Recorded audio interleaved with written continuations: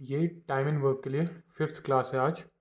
इस वीडियो में हम कुछ कंसेप्ट ही पढ़ेंगे आज, और शायद ये लास्ट वीडियो है टाइम एंड वर्क की, क्योंकि इस वीडियो के बाद इस वीडियो में हम सारे चीज़ें जो बची हैं वो कवर कर लेंगे।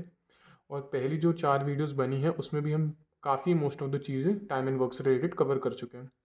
अब बस मैं आपको ये बोलूँगा कि अगर आपने पहली 4 वीडियोस नहीं देखी हैं तो एक बार वो देख लें, तो आपका टाइम एंड वर्क पूरी तरह से कंसेप्ट आपको पता चल चुके हैं।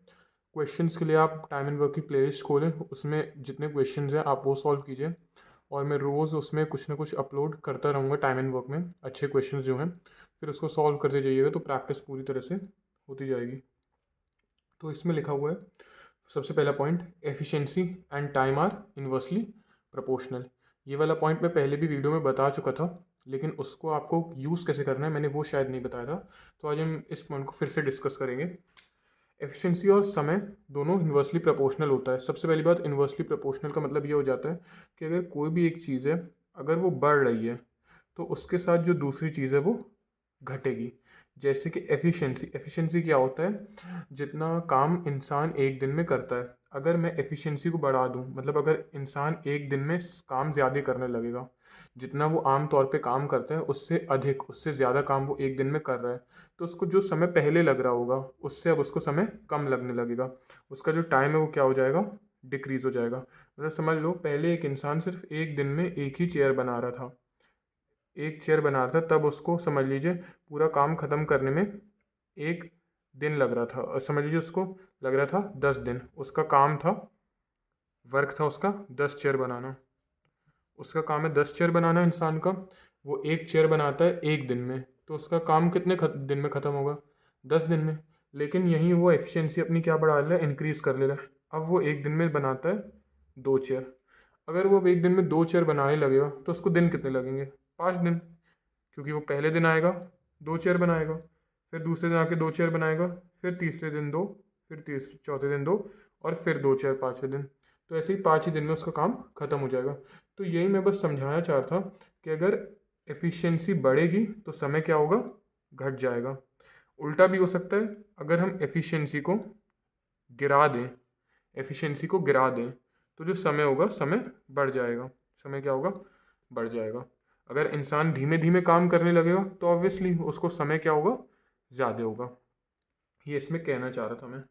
अब आप देखिए इसको यूज़ कैसे कर सकते हैं अपना क्वेश्चन सॉल्विंग में। आपको क्या मतलब यूज़ करना है, जो आपको स्टेटमेंट दी रहेंगी उससे आप क्या एक्सट्रैक्ट कर सकते हैं इसके थ्रू। देखिए क्या होगा, जैसे क्वेश्चन में अगर लिखा हुआ है कि A completes a work in 5 days, एक दिन को 5 दिन में ख़त्म कर देता है।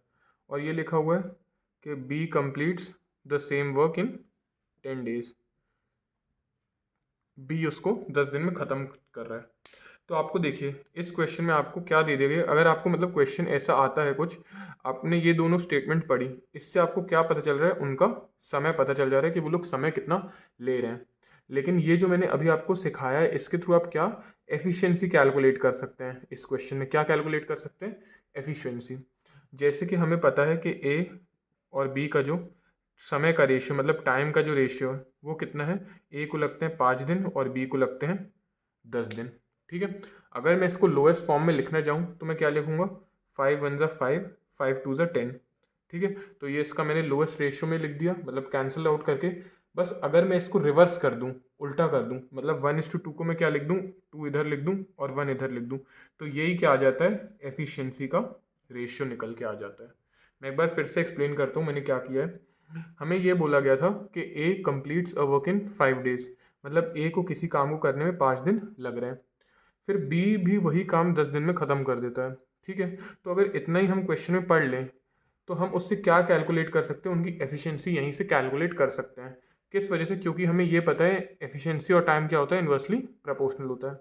तो मैंने ए और बी के समय का रेशियो लिखा जो कितना था, 5:10। फिर आप इसको लोएस्ट फॉर्म में कैंसिल आउट करेंगे जब तक ये हो रहा है, जैसे 5 1 5, 5 2 10। अब ये जो रेशियो आ गया है ये है डेज का, कैंसिल आउट होके लोएस्ट रेशियो। बस अगर आप इसको उल्टा करके लिख देंगे, मतलब 1 यहाँ पे था, 1 को यहाँ लिख दिया, 2 यहाँ पे था, 2 को यहाँ पे लिख दिया, तो ये आपका किसका रेशियो आ जाएगा, एफिशिएंसी का रेशियो आ जाएगा। ठीक है, हम एक और क्वेश्चन लेते हैं। जैसे कि अगर क्वेश्चन में हमें दिया रहता है, फॉर एग्जांपल इस बार हम 3 इंसान लेते हैं, हमें दिया होता कि ए को लगते हैं समझ लीजिए 2 दिन, बी को लगते हैं समझ लीजिए 3 दिन, और सी को लगते हैं समझ लीजिए 4 दिन। तो ए, बी और सी इतने इतने दिन लेते हैं किसी काम को, एक काम को ख़त्म करने में। तो अब यहाँ से अगर आपको इतना पता है तो आप ए बी सी की एफिशिएंसी यहीं से डायरेक्ट कैलकुलेट कर सकते हैं इसके थ्रू। कैसे होगा, आप रेशियो लिखिए, ए बी और सी के डेज का रेशियो कितना आएगा, 2:3:4, इतना रेशियो आ गया। अब आप क्या कर दीजिए, इसको इन्वर्स कर दीजिए। इन्वर्स अब इसमें कैसे कैलकुलेट होगा, इसमें तो कैंसिल आउट हो रहा था, लेकिन इसमें तो भाई कुछ कैंसिल आउट नहीं हो रहा है। तो आप इसको कैसे लिख सकते हैं, आप इसको बस लिखेंगे 1/2, 1/3, 1/4, ऐसे लिख लिया। अब आप इसको फिर वही क्या कीजिए, आपको कैंसिल आउट करना है। कैसे वो कैंसिल आउट, जो सबसे बड़ा नंबर है ना, आप उसके मल्टीपल्स बोलना शुरू कीजिए। 4 का पहला मल्टीपल होता है 4, क्या ये 2 और 3 से कटेगा, नहीं। फिर दूसरा मल्टीपल होता है 8, क्या ये 2 और 3 से कटेगा, नहीं। तीसरा मल्टीपल होता है 12, क्या ये 2 और 3 से कटेगा, हाँ ये 2 और 3 से कटेगा। तो इसको बस मल्टीप्लाई कर दीजिए, 1/2 इंटू 12, 1/3 इंटू 12, 1/4 इंटू 12।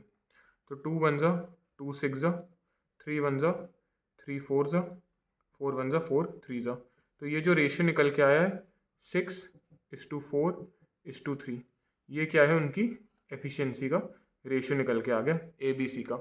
अगर आप ध्यान से थोड़ा समझेंगे तो ये वही चीज़ है जो हम ऐसे कैलकुलेट करते थे। मैंने अगर फर्स्ट वीडियो में अगर याद हो तो आपको यही एक्सप्लेन किया था। हम इसको बस थोड़ा अलग तरीके से कर रहे थे उस वीडियो में। हम जैसे हमें क्या दिया रहता था, हम ऐसे लिख लेते थे ए बी सी, इसको 2 दिन लग रहे हैं, इसको 3 दिन लग रहे हैं और इसको 4 दिन लग रहे हैं। और हम बाद में क्या कैलकुलेट कर लेते थे, इनका एलसीएम कैलकुलेट कर लेते थे। कैसे, जो बड़ा नंबर है उसके ही मल्टीपल्स बोल के, जैसे इसका सबसे बड़ा नंबर 4 है, उसका मल्टीपल 12 आ जाएगा। और फिर हम ये देखते थे 2 को 6 से मल्टीप्लाई किया 12 बनेगा, 3 को 4 से मल्टीप्लाई किया तो 12 बनेगा, 4 को 3 से मल्टीप्लाई किया तो 12 बनेगा। यही चीज़ हमें उससे भी पता चलती थी, यही चीज़ हमें इससे पता चलती है, वही चीज़ है, बस तरीका भी वही है, बस एक चीज़ बतानी थी तो मैंने वो आपको बता दी है। ठीक है, अब हम नेक्स्ट चीज़ देखते हैं। ये हमारा सेकंड पॉइंट है जो हमें समझना है, wages is directly proportional to efficiency and work done. इसका मतलब ये होता है, आप सिंपल सा चीज़ समझिए, जैसे कोई इंसान है ए, ठीक है, इसका नाम है ए, आप इसको काम पे रखते हैं तो आप इसको कितने पैसे देंगे, आप इसको पैसे तो उतने ही देंगे, मतलब आप उसको वेजेस उतना ही देंगे जितना इसने क्या किया, जितना इसने आपका काम किया हुआ है। ठीक है, आप उसको उतना ही पैसे देंगे। तो इसका मतलब यही होता है, बस वेजेस क्या होते हैं, डायरेक्टली प्रोपोर्शनल में रहते हैं किसके साथ, एफिशिएंसी के साथ और वर्क डन के साथ। समझ लीजिए, मैं एक और इसको एग्जांपल से एक्सप्लेन करने की आपको कोशिश करता हूँ। समझ लीजिए अगर 2 आदमी काम करने आते हैं आपके पास, एक आता है आपके पास राज और दूसरा आता है आपके पास रमन। आपके पास राज और रमन काम करने आते हैं, ठीक है, राज और रमन काम करने, टोटल काम समझ लिए था 30 यूनिट था। कितना टोटल वर्क इनको करना था, 30 यूनिट। राज करता है 10 यूनिट का काम और जो रमन है, रमन करता है 20 यूनिट का काम। ठीक है, अब आपने तय किया था कि आप टोटल जो पैसे देंगे आप दोने वाले हैं 600 रुपये। ठीक है, आप कितने देने वाले हैं इनको, 600 रुपये। अब ये लोग 600 रुपये देखिए कैसे बांटेंगे, क्या पढ़ा था, डायरेक्टली प्रोपोर्शनल है वेजेस किसके साथ, वर्क डन। पहले वेजेस किसके साथ प्रोपोर्शनल है, वर्क डन के साथ, वो एफिशिएंसी हम बाद में समझेंगे। वेजेस डायरेक्टली प्रोपोर्शनल है वर्क डन के साथ। ठीक है, तो इसने तो भाई राज ने किया 10 यूनिट्स ऑफ वर्क और रमन ने किया 20 यूनिट्स ऑफ वर्क। तो इनका आप अगर रेशियो निकालेंगे, जिन्होंने इनका वर्क डन का जो रेशियो निकलेगा वो कितना आएगा, 10:20। कैंसिल हो सकता है, हाँ हो सकता है, कितना आएगा 1:2। तो ये जो रेशियो आ गया है 1:2, इसी में हम क्या करेंगे, 600 रुपये को बांट देंगे।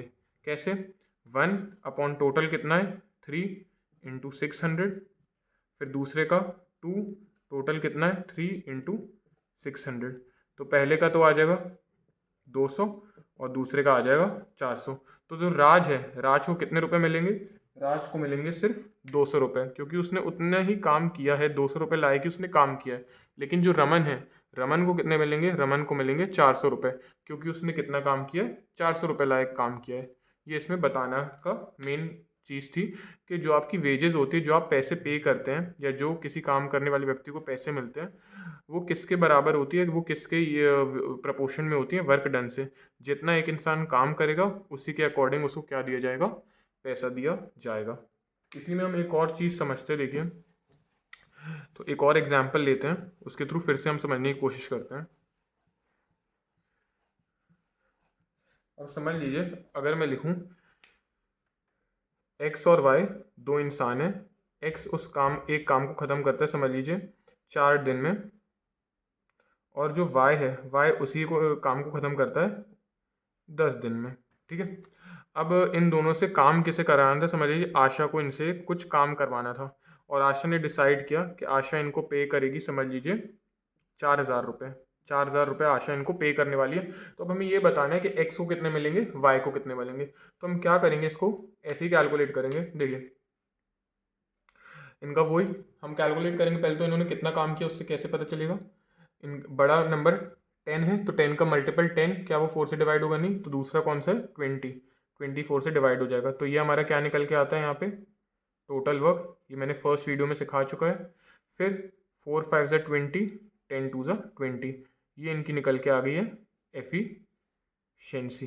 कितनी निकल के आ गई, एफिशिएंसी। ठीक है, हम इसको चेंज कर लेते हैं, हम इसको 7,000 लिख लेते हैं, थोड़ा कैलकुलेशन में ईजी होगा। 7,000 लिख लेते हैं। ठीक है, तो एफिशिएंसी समझ में आ गई। एक्स एक दिन में 5 यूनिट ऑफ वर्क खत्म कर देगा और वाई एक दिन में 2 यूनिट्स ऑफ वर्क खत्म कर देगा। तो अभी जो हमने समझा था वही हम फिर से देखते हैं। तो जो टोटल काम है 20, ठीक है, टोटल काम 20 है। अगर ये दोनों साथ में काम कर रहे हैं, इन दोनों ने अगर साथ में काम किया, तो देखो कैसे काम होगा। टोटल वर्क तो कितना हो जाएगा, efficiency work into sorry efficiency into time. Total work कितना है 20। अगर ये दोनों साथ में काम करेंगे तो एक दिन में 7 यूनिट्स ऑफ काम होगा, और समय कितना होगा टी, हमें नहीं पता।